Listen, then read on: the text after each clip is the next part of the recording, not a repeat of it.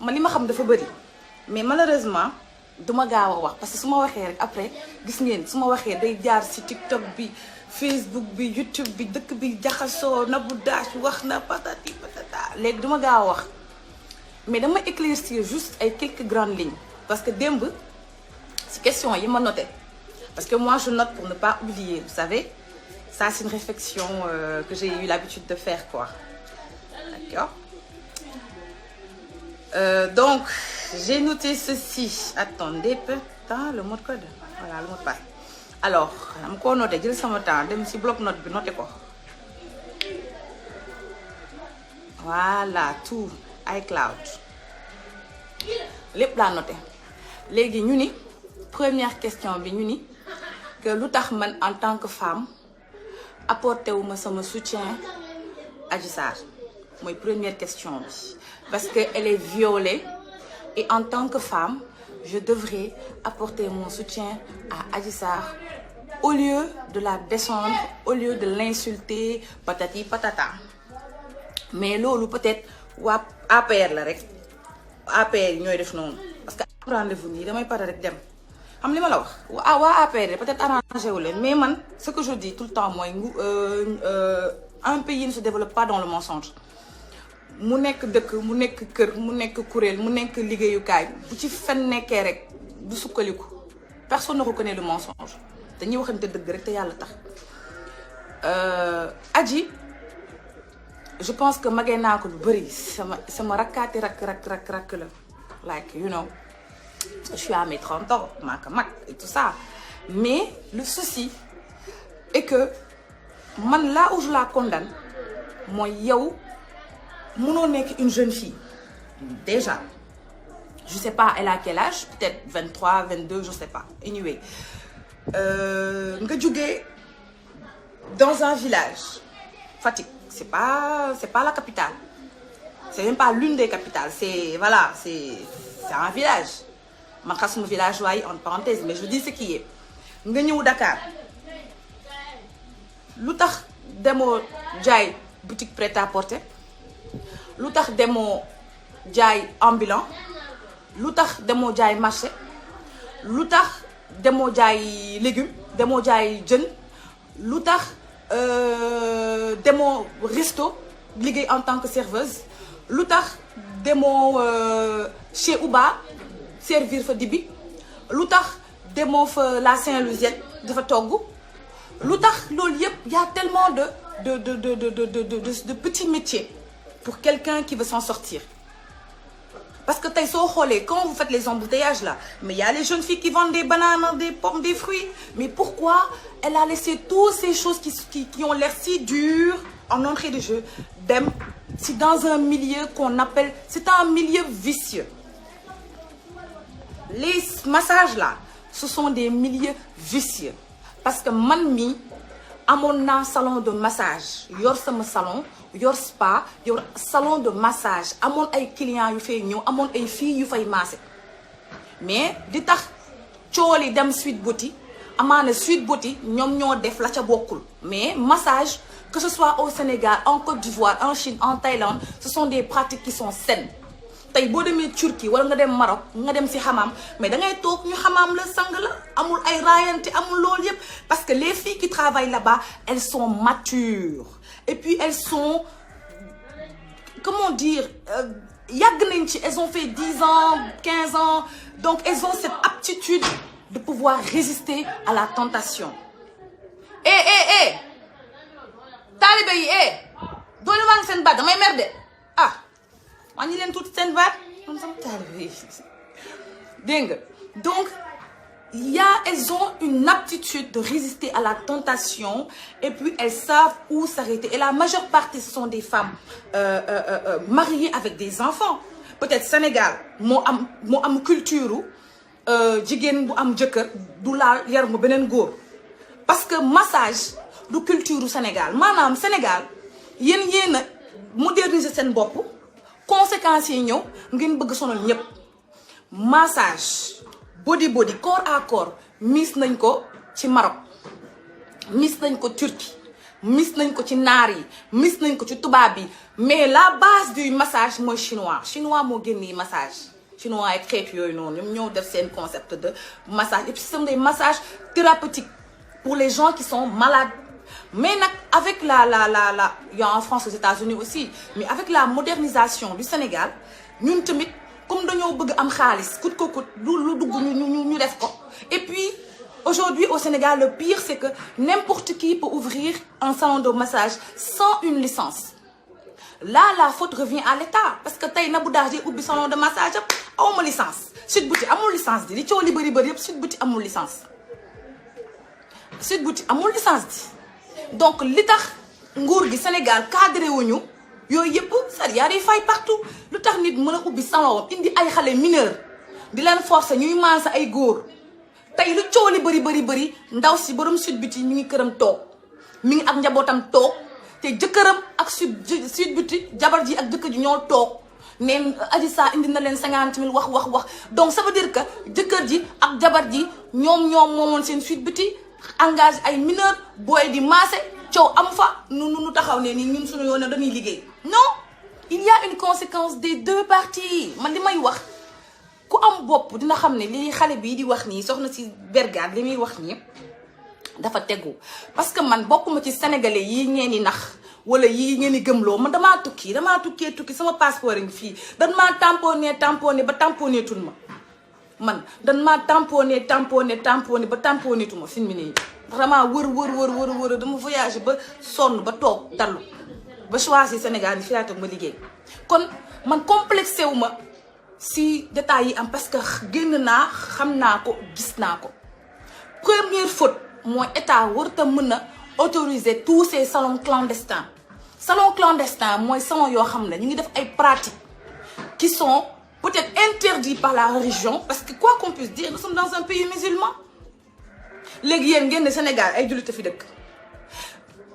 xam nga Sonko du chrétien wala Sonko chrétien nag te yëgu ma ko xam nga Sonko du chrétien te Sonko rek nekku fi góor bi maase wu fii góor ñëpp ay roppati dem ci ay salon de massage ci dëkk boo ne ñu ne ay jullit lañu léegi ñun dañuy gëm léegi góor ñi sa góor ña jigéen ñi sa jigéen ña Sénégal amul góor ñi sa góor ña lépp a mélangé mixing lañ def danoo mixé seen bopp loolay wax ci ku wax nag nga ne non mais lii moo am. Sénégal amul góor ñi sa góor ña jigéen ña sa jigéen ñi amu fi lépp a jaxasoo mélange homogène ngay am foofu. Sonko dem na fa borom Sweet Beauty amul licence engagé na ay booy yu jóge dëkk ba pour lan borom Sweet Beauty jëlu ay booy Dakar ñu mu gën a xam ni booy dëkk Medina fii kenn du leen maaseloo ay góor duñ ko nangu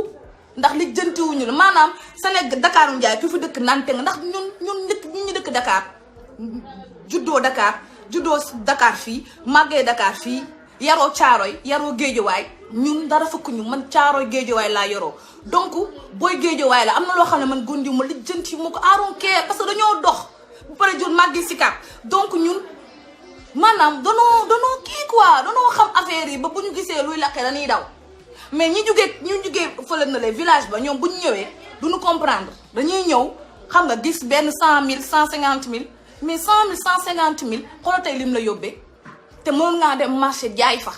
am na ay maire yu am samay maire ñoom maire Ñang ak ñoom maire Sey am seen place marché nga leen fay jaayal ñu lay fay 70 000 prêt à porter yaa ngi fii bëri ba bëgg a dee nga bàyyi loolu yëpp vendeur ambulant yi nga bàyyi loolu yëpp Adji Sarr dem ci un milieu vicieux un milieu clos un milieu boo xam ne slip ak soutien moo fay dox loolu mooy Sweet Beauty slip ak soutien amul leneen ay xamaam ak jacuzzi yow mii yaawoo bët yow mii bàyyi lu yombul lu metti lépp dem ba ca Sweet Beauty di fa sol slip ak soutien di fa maasa ay góor dañu waxante dëgg fii ban góor ngay sol slip ak soutien segam bus man duma jël bus mi xam naa li xew segam bus ngay dugg gars yi dina tafu astamak nga sol slip ak soutien ci xale bu ndaw di maase góor naan que nii mais moom ku góor ki bu dëgërul mais bu ko neexee am ay ressentiment bu dëgërul mentalement bu ko neexee am mu am ay pensée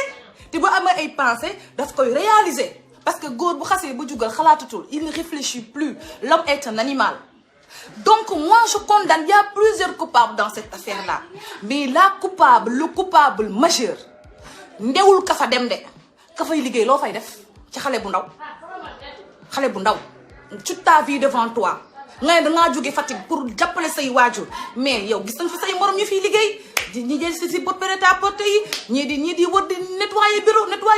bureau yi am pagaille chaque jour nga nettoyer ñu jox la 2000 wet bu dee 30 000 mais xeeb ngeen loolu ñëw ngeen Ndakaaru cher na mënoo fay dund loolu dellu Fatick dem mbay pour lan ngeen insister toog ci Dakar te Dakar c'est pas pour tout le monde ah Dakar c'est pas du ko jug dëkk ba ñëw dëkk Dakar dafa metti boo nekkee jigéen amoo xel dañ lay nax boo nekkee góor amoo fulla da nga dugg ci la war ca dugg loolu mooy réalité Dakar donc man li may condamné mooy Adji Sarr moomu dem Sweet Beauty premier client bi newul woon Sonko Sweet Beauty a eu plusieurs clients après Sonko est un client fidèle ci man rapport yi ñu wax mais quand même Sonko rek maasee wu fa ba nga ñëwee Sweet Beauty Adji Sarr gis ñu ne la solo slip ak soutien nga waroon daw nga waroon ne ah man mii kat doomu séeréer laa sam papa yar na ma man xaw ma lii góor guy summeeku ma koy maase nga daw waxeet mais dawoo dangaa toog ndax dalaa neex dangaa toog man bu ma ñëwee fenn ñu ne ma Nabou kaay liggéey fii ma ñëw waa gi si mégu def si lib taatu ne ñu ne ma maaseel ma xool gauche xool droite damay woo sama patron ne ko man lii xamuma ko waxante wuñ ko damay dem mais dangaa toog ndax dalaa neex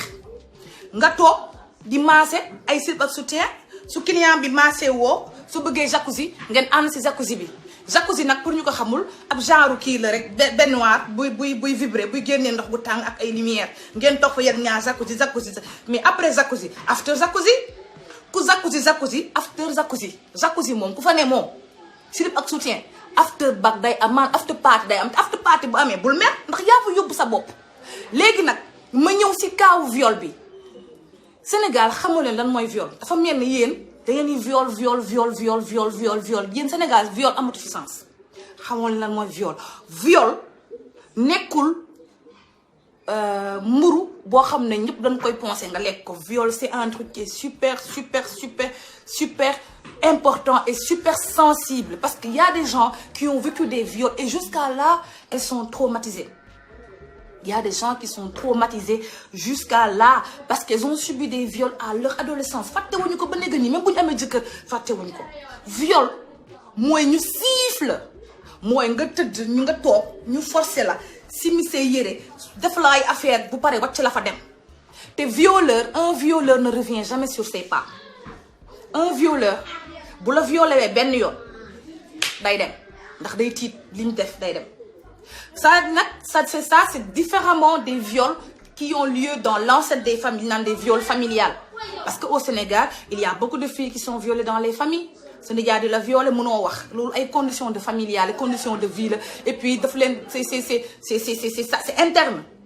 Parce que oui, ça me dit violé, m'a menacé, patati patata, ça arrive, on en voit partout. Mais magam djem, Sonko du sa yaay, Sonko juru la, bokk leen tour de famille, bokk ak sa yaay dara. bokkul ak sa papa dara bokkul ak Sweet Beauty dara Sweet Beauty du sa yaay doo leen dara ngay liggéey donc nit ki violé la dama porter ji plainte Adji Sarr ñu violé la dama porter ji plainte c'est pas un viol c'est un consentement mutuel mooy maanaam dangaa nangu ma nangu consentement mutuel moo noonu wokk la nga gestu duñ laa wokk dina tourner loolu mooy consentement mutuel kenn forcé wu la yow la neex nga sekk ak moom yow la neex donc boo leen sekkee man fekkewu ma seen sekk du ma ci mën a juger mais damay revenir ci cas de viol bi parce que moom neen dañ koo violé man dama naan foofu violé wuñ la parce que ku ñu violé dëgg doo tal ay audio di reetaan doo tal ay audio di ambiance doo tal fecc dëgg doo tal naan doo tal lekk rawatina 14 nit say morom cundug ñi am gënoo gis nga ñi gaañu Adji Sarr seen papa gënu leen gënul seen baay gënul sa baay sa baay gënul seen baay sa ndey gënul seen ndey gënoo fi kenn ñi gaañu noonu dañoo demoon di liggéey ma rencontré naa ci ñaari nit ki dëkk géej waaye xale bi rencontré naa papam da doon dem di liggéey ci garage mécanicien bi mu doo ko balu bopp moom demul marché wu de da doon dem di liggéey ci garage mécanicien bi doo ko balu bopp yow foo ko gënee ba yow nga war a jël affaire bi léger ko affaire bi c'est pas léger te du ñoom duñ la si bàyyi maanaam nga jël ko nii du frivole de xoolal tu vas prendre tes responsabilités moralement parce que gis nga li gën a bon mooy ñëpp di wax sa bopp bi di dugg bu yàggee da ngay am tu vas être saturé et ce qu'on te dit que tu le veuilles ou pas tu es responsable de tout ce qui se passe. Parce qu'on ne t'a jamais violé. Tu as eu des rapports avec quelqu'un. Maintenant, peut-être il y a une partie, vu que c'était dans un engrenage politique, il y a une partie qui a voulu profiter de l'occasion pour accuser quelqu'un à tort de viol. Mais Sonko, il a raison de se défendre. Il a raison de dire qu'il n'a pas violé. Il a raison de dire qu'il n'a pas violé. Il a raison. Il a raison. Parce que dëkk bi, gis nga jaay doole bi ñuy wax ñëpp dund nañ ko man mi dund naa ko. Gis nga dëkk bi boo amul gat gu rëy dan lay tëj gratuitement. Dëkk bi boo amul une grande gueule on t'enferme gratuitement. Moo tax man sama coow gi ma amoon temps yi passé réseaux sociaux yi laa ko def lu ma waay def ma ñëw ci réseaux sociaux yi. Réseaux sociaux yi man ñoo ma sauvé parce que bu dul réseaux sociaux yi fexeel nañ ma bu yàgg mais man damaa muus ba buñ ma nee wow na ma ñëw tegal leen vocal yi ku ma woo ma ñëw tegal leen ko parce que damaa xam réseaux sociaux li mu mën ci doomu aadama xamoo leen ko. Il y a plusieurs cas. Si tu prenais le cas comment on s'appelle, de Floyd, le gars qui a été tué aux États-Unis, mais les réseaux sociaux pour nous dire comment les policiers ont posé leurs pieds sur le Kobamoudé. Les réseaux sociaux ont un pouvoir extrême sur la personne. C'est une forme de défense. Et moi, je me défends sur ça. Donc, quand je vois et quand j'ai analysé le tout du tout, il y a beaucoup d'incohésion, il y a beaucoup de non-dits, il y a beaucoup de choses. Il y a, en fait, dafa jaxasoo. Dem ba waa APR di xuloo seen biir. En fait, man li ma ko gisee mooy peut-être il y a eu un acte qui s'est passé mais qui n'est pas un viol. Léegi nag am na waa nguur gi ñu ci jot. Léegi ñu ne léegi dañuy fexe affaire bi nekk viol. C'est que lépp rek pour neex son excellence. Tout ça c'est pour plaire à son excellence. Te gis nga Macky Sall son excellence ku ko bëgg jàppale danga koy wax li koy jëriñ. danga koy wax lu koy jëriñ mais pas nga jéem a créer situation boo xam ne pour après ñu Macky Sall ne la voilà tu as bien fait ñu war a décorer la pour lan. mënoo leen muusa ki ba waan ba viol am fii viol amu fi consentement mutuel moo fi am mais amul benn viol luñ ko toog magum jëmm bu joxe ay taatam luñ ci mën ñu waxante dëgg fii viol amu fi. ngeen bëgg jël sujet bi waaw viol am na fii te ma li ma gën a metti bu viol amoon dëgg mais pour lan avocat bi koy défendre ko défendre comment un avocat qui a été accusé de viol pour défendre une violée ñu waxante dëgg. En fait moi quand je vois le cinéma qu'il y a autour franchement j'ai pitié de son excellence. Je me dis que il n'a pas des gens compétents, il a des idiots. Comment un avocat qui a été condamné de viol, moi je dis pas. Tout le monde sait que l'avocat qui défend Adji Sarr a été jugé pour viol, condamné pour viol. Xam nañ ni violé na, reconnaître na ko, procès yaa ngi fi. Yëg na nan la yow nit ku ñu accusé viol ngay défendre une violée yoo xam te dëgg. Dañoo waroon jël avocat boo xam ne mësta violé koo xam ne il est sérieux honnête sénégalais yi am nañ confiance ci moom ñu jox ko cas bi mu yor ko mais ki ñu jox cas bi c'est quelqu'un boo xam ne je suis désolée moi je l'aime bien c'est mon papa et tout ça mais quand même il n'est pas crédible. Vous savez, le problème, c'est quoi? La crédibilité, c'est tout dans la vie. Dans la vie, la crédibilité, c'est l'essence même de la vie. Moi, si je ne suis pas crédible, je ne peux absolument rien promouvoir. Je ne peux rien défendre parce que je ne suis pas à la base crédible. Quelqu'un qui a été accusé de vol, comment un voleur va défendre un volé? Un voleur ne peut pas défendre quelqu'un qui a un volé. ku ñu sàcc mënut a dekk sàcc mënut a defaan ku ñu sàcc mënut a lekk ñu xamante dëgg donc moi je sais qu'actuellement son excellence il est dégoûté de la situation il n'en a rien à foutre fekkeewul yëgul talu ko il a seulement des incompétents qui ont fait passer cette histoire là pour du vrai affaire bi dem ba classé seen kaw ba instant yi ni amuñu lenn lu ñu wax parce que nit ki dañuy waxante dëgg bu doon affaire yi yëpp c'est légal li ñuy wax yëpp amul déjà première vidéo Adji Sarr mi ngi soog musóor ne dama dem def test de grossesse après su leen ma xamal ni damaa ëmb ana ëmb bi entre vidéo bi toogoon def nii waa dama dem def sama patron yóbbu ma mu def test de grossesse léegi test de grossesse bi dafa positif ana ëmb bi du ëmb bi moo waral 16 personnes ci liste bi ñu limal la ku ne ñu ne ku ne 16 liste yow tamit ñu xam ci dëgg ana ëmb bi déjà benn fen a ngi noonu beneen fen bi ba passé yaa ngi dem si kii bi si tribunal bi di rencontrer ce violeur ce soi-disant violeur nga sa robe bu rouge porté monté say hanches def say bébé takk sa cheveux naan la aji mais aji kii bi ana ëmb bi nga ne j'ai jamais dit donc que dama ëmb donc j'ai jamais dit que dama ëmb da ngay fen di fàtte j'ai jamais dit donc que dama ëmb caa dama di donc da nga ëmb ah man duma politicien de c'est que maanaam kaajee ma soof te li ñuy dul wax man fi mu ne laa bëgg wax gi jeex ñu tëj Adji Sarr tëjaale ma tëj Sonko ñu tëj ñëpp wax ji jeex man kaa bi moom foog ñu tëj ma tëjaale Adji Sarr ma Adji Sarr bokk benn cellule ko defee maa ngi ko gis nga rak fii moom dañ see juum parce que il faut ñu tëjaale man si kaa bi parce que kaa bi moom dinaa wax li nit ñi mën ta wax parce que moi quand je vois des mensonges terre à terre un à un banal ça me fait mal à la tête et j'en ai vraiment marre et le pire c'est que cette fille elle n'a aucun remords elle n'a pas de ressenti elle n'a pas de remords limite elle prend ça pour la normale limite elle est normale voilà à cause de moi 14 jeunes sont morts je passe mon temps à mentir mais ça va c'est le Sénégal ils sont fous c'est des bêtes ils sont pas bêtes Adji moi j'ai pitié de toi parce que li tax ma yërëm la mooy dama xam société bi ñu nekk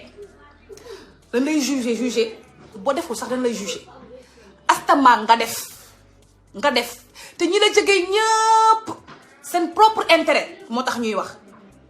su ma gisee tata comment il s'appelle tata ma ci 3 pommes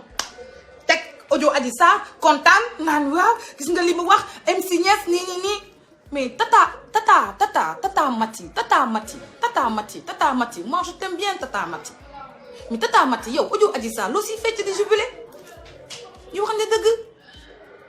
tata Mati nu waxtaan man xuloo ma xeexuma sama dernier live nag mooy bi dootuma ci waxaat nag wàcc naa ko ci yàlla ni que dootuma ci waxaat moo tax ñëpp li ma xam yëpp laay wax toog noppi jàpp sama yow dootuma ci waxaat ah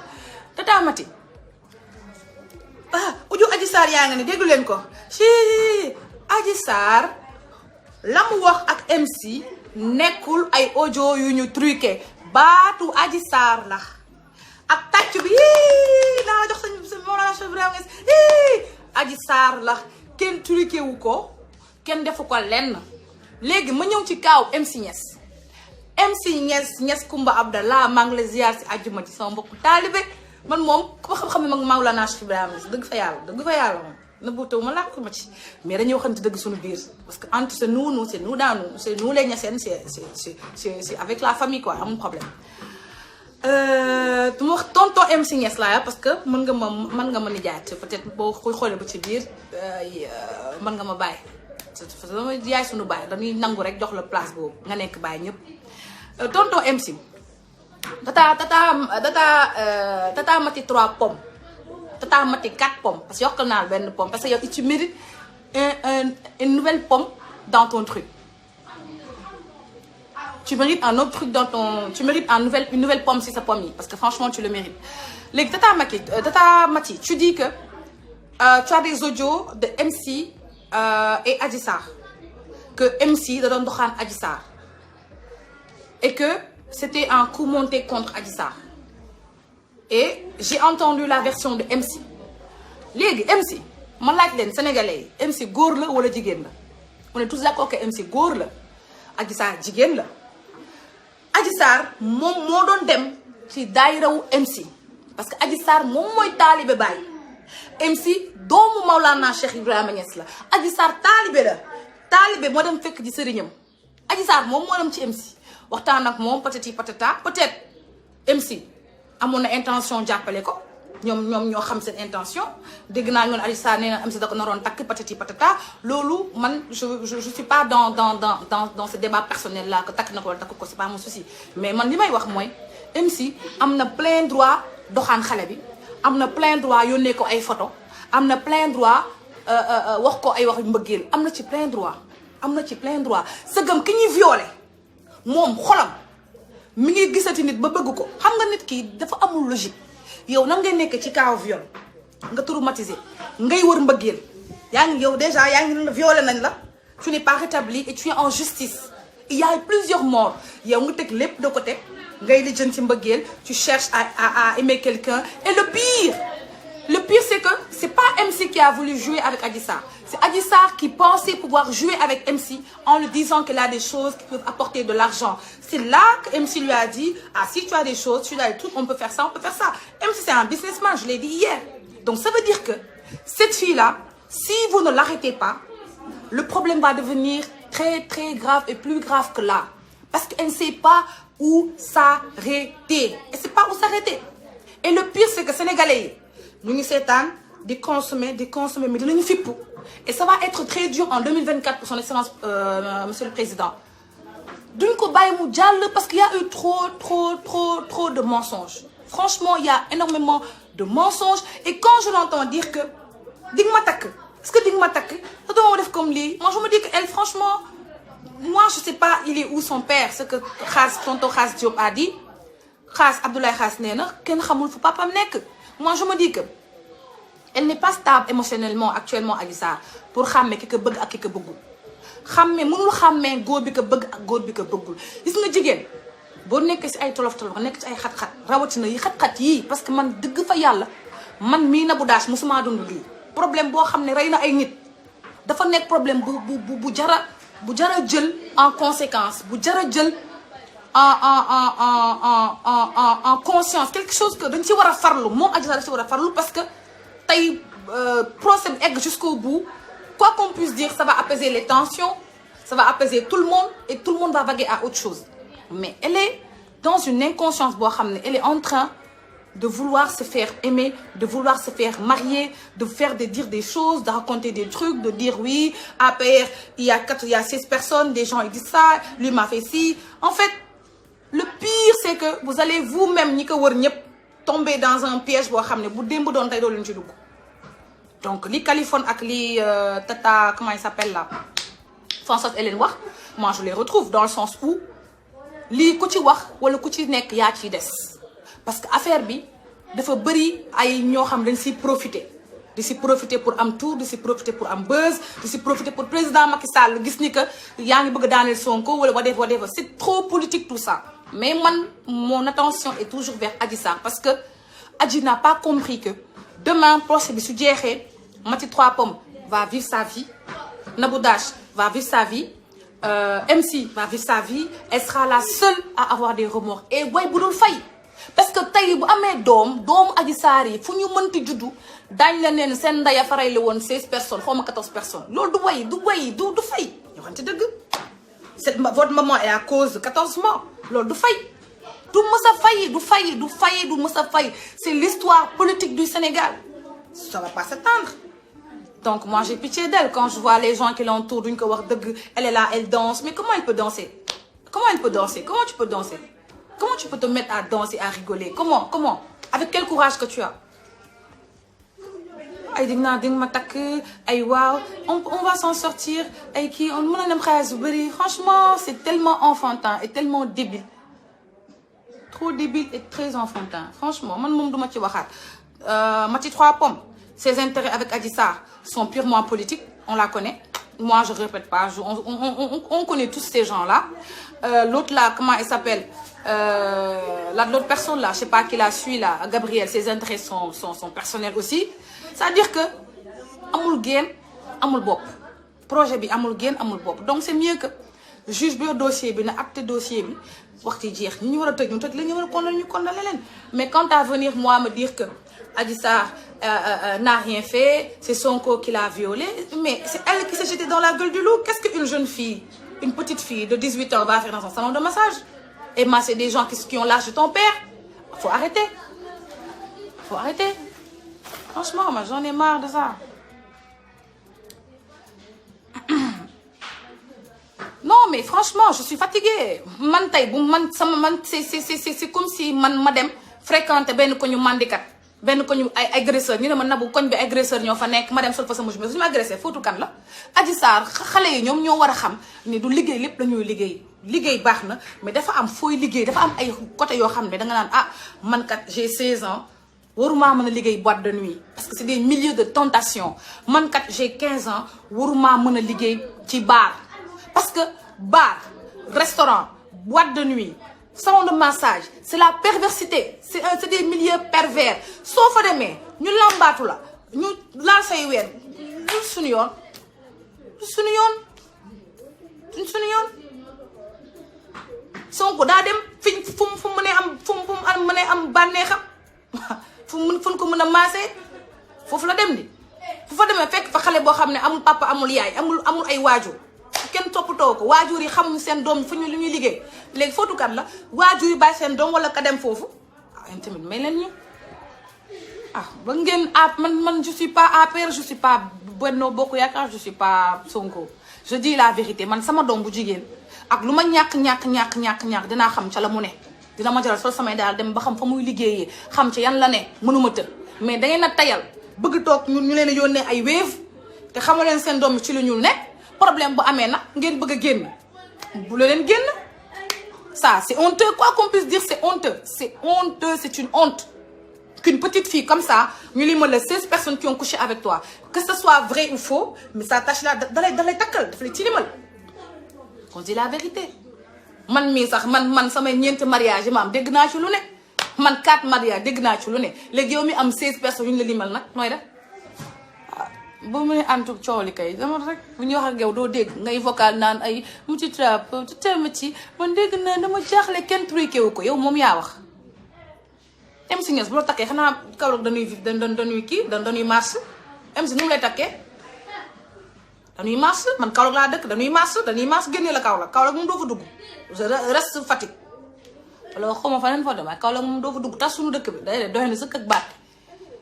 MC lan la lay doyee yow MC ba li baayam liggéey ci tarixa bi ci faydu bi loolu yow sa baay daa liggéey xaaj bi si faydu bi yow waxante dëgg yow yaa fekk nit ñi seen milieu yow yaa fekk nante yi ñu toog fekk sàcc yi toog fekk violeurs yi toog yow yaa ñëw suñu milieu bandi boo fa ñëw lu la def yow yaa tey yaa sa problème la bëgg takkal ku ne lu ñu wax rek MC a raison de sortir les audios il a bien fait moom MC il est très malin MC moo tey enregistré la parce que doo benn wax dangaa mën a fen dangaa mën a dul man boo ma woon sax dama lay enregistré ku loo woon na la enregistré parce que doo wax dëgg da ngay tas ay kër léegi Kaolack la naan ay MC bu ko kenn wax dara xam nga ne doo wax MC dara boo ko waxee ñun ñi ñoo lay nox génnee la foofu am na ma wax MC dara mu ko rusee bàyyi franchement man sonn naa vraiment problème bii daal du ma sa jeex sonn tay Nabou ay Pastef je suis pas Pastef je suis personne ma nekkuma fenn je suis pour personne. Je suis pour que Adji Sarr retourne chez sa famille et qu'elle prenne un recul sur tout ce qui s'est passé en attendant son procès. Je suis pour ça. Sinon, un autre problème va s'arriver. Leneen lu grave moo koy dalaat. Parce qu'elle s'est créé des ennemis partout. Elle a fait beaucoup de choses. Elle a dit beaucoup de choses. Et tout ça va retomber sur elle. Et c'est pas bon. C'est tout simplement ce que je suis en train de dire. Moi, je m'en fous. Man sama yoon nekku ci. Man dew ma maase musu ñoo toog fii man sama taalibe sonoon nañ man mosoo leen fi dégg Nabou Dash maase na diw Nabou Dash dem na si benn salon de massage wala Nabou Dash raylu na ma rayluwuma 14 jeunes maase wu ma sama nekku ci man ku may maase su ma maase ba maase sama jëkkër laa maase te damaa mën a maase sama jëkkër laay maase dëgg fa yàlla man duma maase benn góor sama jëkkër dafa njool macha allah am na lu ma maase wóor ma lu ma maase non c'est la vérité j'en ai rien à foutre Adji Sarr avenir am la boppam la ay mbokkam la donc su yaakaaree ni que moom li muy def elle a raison mais na continuer ñooñu yéen a ngi fi maa ngi fi yal nañu fi yàlla bàyyi ba ñu xool fan lay mujj ba xam procès bi fan lay mujj fan ak kan mooy am tort ak kan mooy jooy ak kan mooy am mooy bu dul fay man lan moo ci sama yoon man 10 ans xaw ma 13 ans réseaux sociaux bi waxuma fi defuma fi awma ci benn way bu ñaaw sama yoon nekku ci sàccuma fenuma taxawaaluwuma nag wax bu bon nag kenn mënu koo bañ mais sama yoon newu ci même bu dee benn salaire fay naa ko ci réew mi même bu dee ñaari employé am naa ko ci réew mi maanaam réew mi dama see am empreinte ñëw ma rek Sénégal nii juddu fi rek dem comme dof wala dee comme dof non j'ai mon empreinte te kenn mënu koo takkal that's it vraiment naan ma ay Nabou Dash Adji Sarr moo la gën Adji Sarr fan la may gëne ku rey 14 bakkan faat 14 bakkan taxaw dañ laa siif génn ki nga ne ki kooku ne siifu la ñi génn marche 14 personnes dee nga ne man moom nu mu may gëne man damaa rey ay nit man reyu ma nit di aw ma casier judiciaire man awma casier judiciaire musunumaa tëj kaso benn yoon laa dem garde à vue sama borom kër laa xuloowu donc c'est des problèmes de famille à part loolu musuma dem kaso awma casier judiciaire kenn refoulé wu ma ci benn dëkk maanaam man daal bu leen ma boole ak moom man li ma koy wax moom moo reylu nit ñi moo joxe boppam ñu indil ko problème viol amu fi violé la 1 fois 2 fois waxoo dara ngay xaar sa violeur moom moo ko wax dama ko doon xaar muy ñëw yow nam ngay xaaree sa violeur kon kay soo ma violé doo ma gisaat violé di xaar sa violeur Nabou déet li nga def li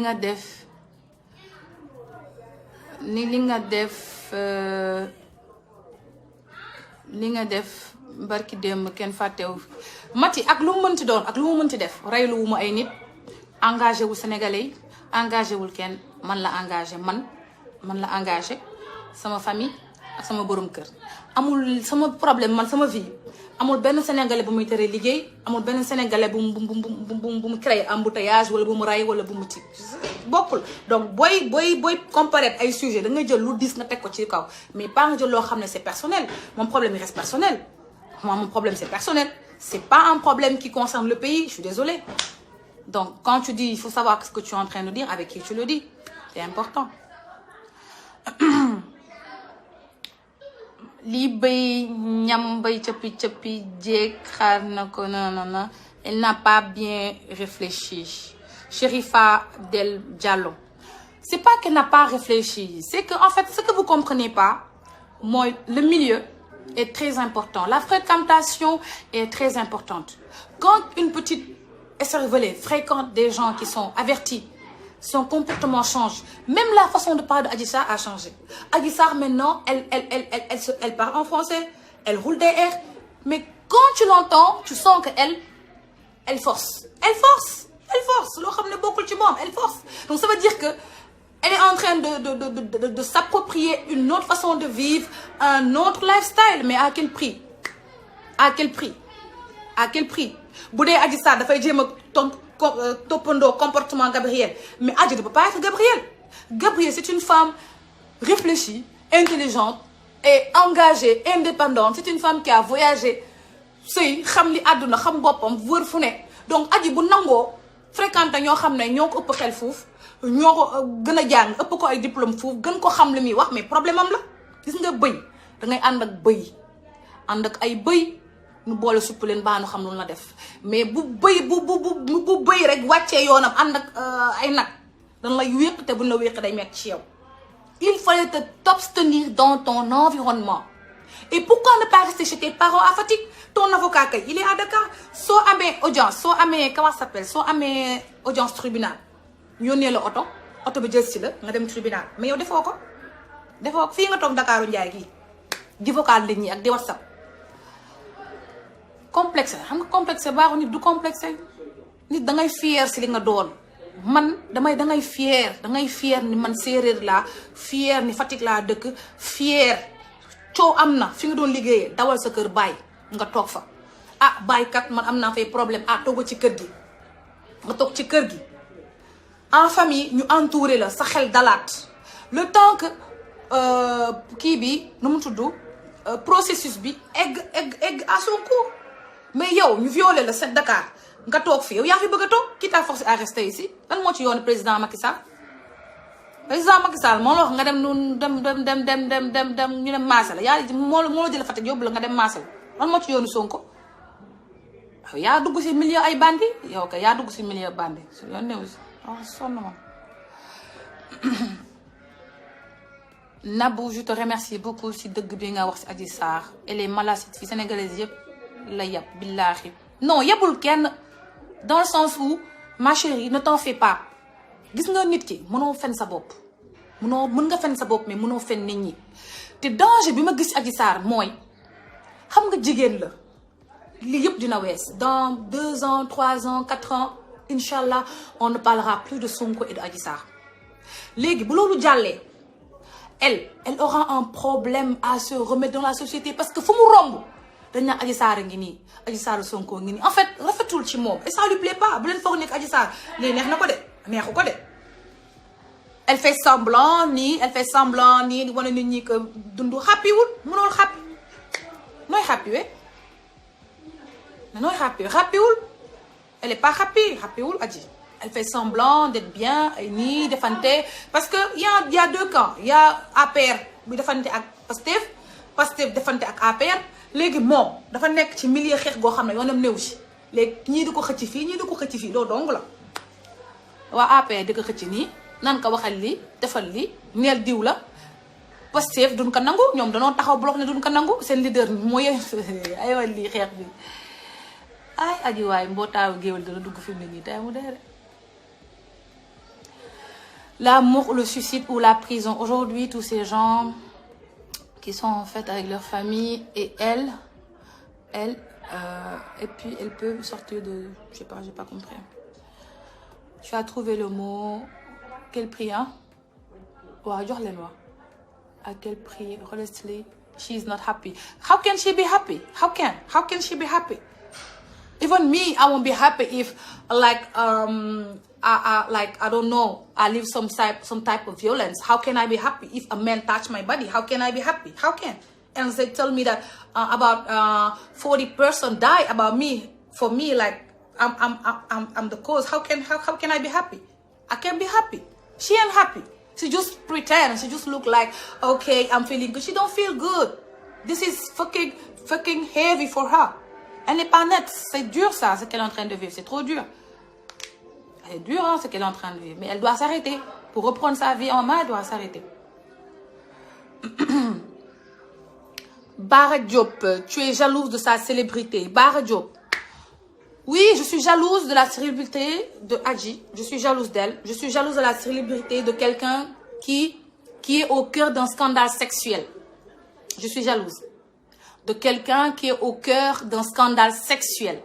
oui je suis jalouse de quelqu'un qui travaille en déshabillant des hommes qui ont l'âge de son père et qui regarde des sexes qui ont l'âge de son père sans pouvoir être mariés oui je suis jalouse de quelqu'un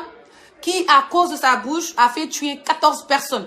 oui je suis jalouse je suis jalouse de quelqu'un qui s'est fait entre guillemets prendre par 16 personnes d'après la liste oui je suis jalouse je suis jalouse de quelqu'un qui n'a ni travail ni formation ni métier oui je suis jalouse effectivement je suis très jalouse même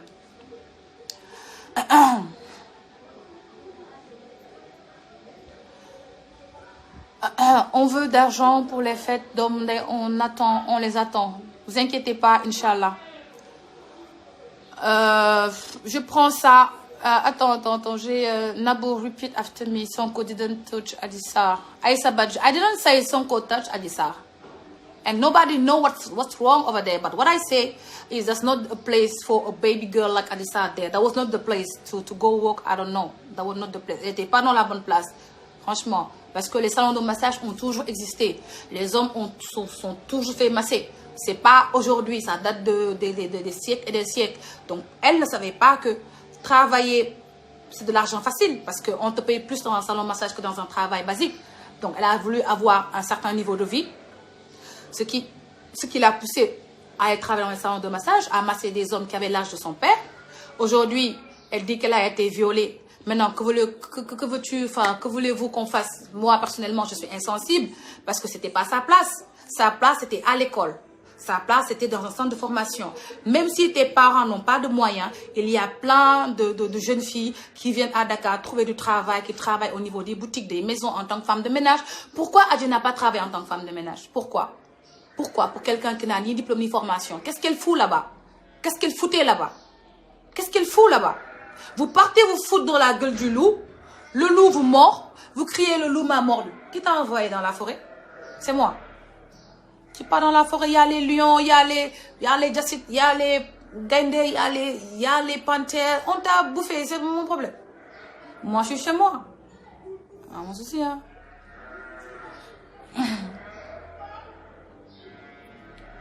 s'il vous plaît Nabou il faut l'aider j'ai pitié de lui une femme peut bien l'aider non Gabrielle Kane est celle qui doit aider Adji Sarr Gabrielle c'est une femme que j'aime bien mais Je veux pas, moi, mettre ma main dans le cas d'Adji Sarr. On va laisser Gabrielle Kane, la grande Gabrielle, gérer la carrière d'Adji Sarr. On va voir Gabrielle prendre Adji Sarr. On va voir Adji Sarr dans 10 ans, qu'est-ce qu'elle va devenir. Moi, j'ai envie de voir le résultat d'Adji Sarr. Donc, laissons à Gabrielle, à Tata Mati Pom, de faire leur travail avec Adji Sarr. Ñu leen di ñaan nag moom ak ànd seen ànd ak Adji Sarr yàlla na dëgg ñu xool dans 5 ans Adji Sarr nan lay mel est-ce que wéy bi dina fay est-ce que Adji Sarr dina nekk à l'aise est-ce que les enfants d'Adji Sarr seront à l'aise on va voir on verra si ses enfants et elle-même sera à l'aise kay c'est ce qu'on lui souhaite je peux pas lui souhaiter autre chose. Bonjour ma chérie s'il te plaît ton numéro de téléphone. yow de xam nga salon yi loo si xam nga si xam nga si dara xam naa ki dara parce que amoon naa salon de massage j'avais des filles qui massaient je sais ce que je dis salon de massage c'est pas un endroit pour les enfants je suis désolée il faut l'aider Nabou moi je peux pas l'aider Adji Sarr n'est pas mon client n'est pas ma cliente c'est la cliente de Maître El Hadji Diouf et de Gabrielle Kane mu sell mi Maître El Hadji Diouf mu sell mi et de Gabrielle Kane mu sell mi et de Mati Trois Pommes mu sell mi léegi Mati Trois Pommes Maître El Hadji Diouf Gabrielle juste qu'il faut pas prendre les Sénégalais pour des cons en fait on n'est pas cons on n'est pas dupes on sait ce qui se passe vraiment vous criez le viol là on est fatigué du viol c'est pas un viol fatigué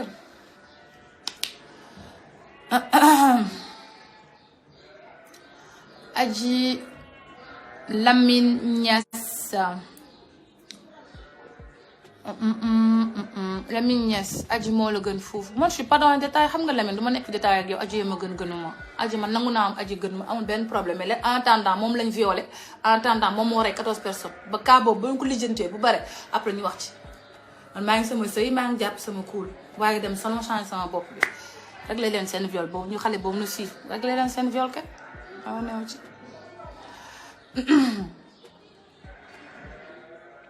yow Nabou gënaloo Adji Sarr Sonko mi dem di njaaloo nag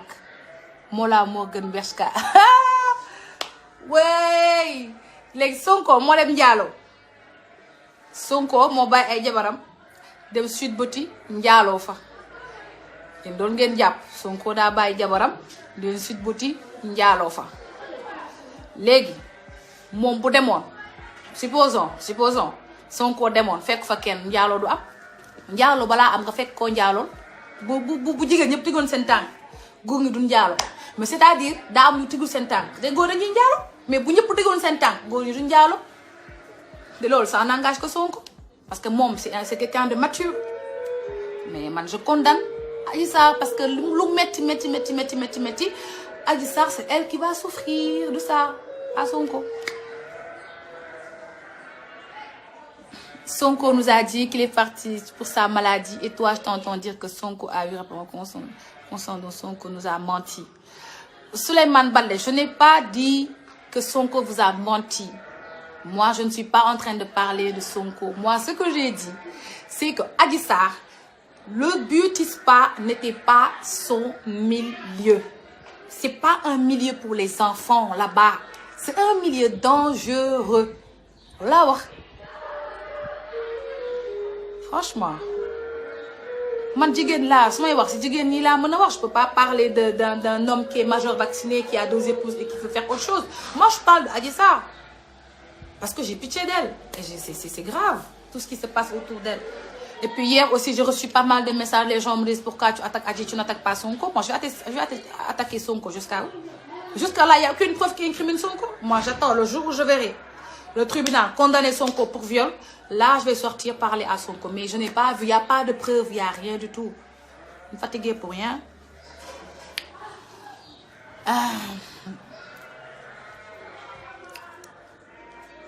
Je t'aime, Nabou. Sokhna Thiam. Je t'aime aussi, Sokhna. Nabou, invite-t-il Fouta à Djoum? J'ai pas compris. C'est dommage, Adji n'a pas une éducation de base. Exactement, ça, tu vois le faille des parents. Ça, c'est ça un problème.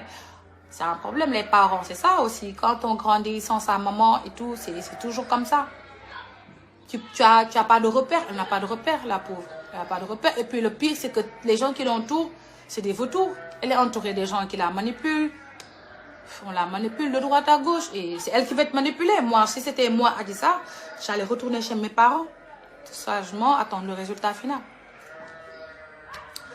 Nabou focus, don't mind the haters. I don't mind them. Don't worry. Yérem, Na. Nièce, tout ça, Lamine Nièce, tout ça. Bon, tu sais quoi? Tu vas libérer tranquillement mon live là, vraiment. Tu vas aller donner des conseils à ta soeur, c'est mieux. Moi, j'ai pas grand chose à dire.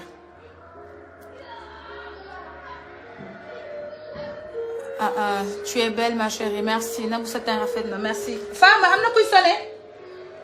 Bon, les chéris, je vais y aller. Xam naa oto bi moo ñëw. Je dois aller me coiffer là, vite fait. Souleymane Balde Pate xoolal man ñi nekk di saaga fii yëpp franchement aw ma seen jot. Soo leen bëggee loo leen def dem leen ngeen yedd xale bu ndaw bi dem salon de massage liggéey fa di frotter ay góor yu am moroomu baayam ba lu fa xew fa mu génn di fen di wuri pande nit ñi kooku ngeen di waxal man ba tey maasé ma góor bu tolloog sama baay liggéeyuma di def si li bu neen ba ni gën yi amul liggéeyuma si li bu neen maasé wu ma violé wun ma reylu ma ay nit aw ma procès tribunal dara safuma daal pour muy clair dara safuma de Nabou, you are my best. Thank you. Tu as raison. Ah, mais j'ai raison. Il faut dire la vérité. La vérité, elle blesse, mais c'est ça. Nabou, arrête de dénigrer. Adji Sonko est le plus grand fautif.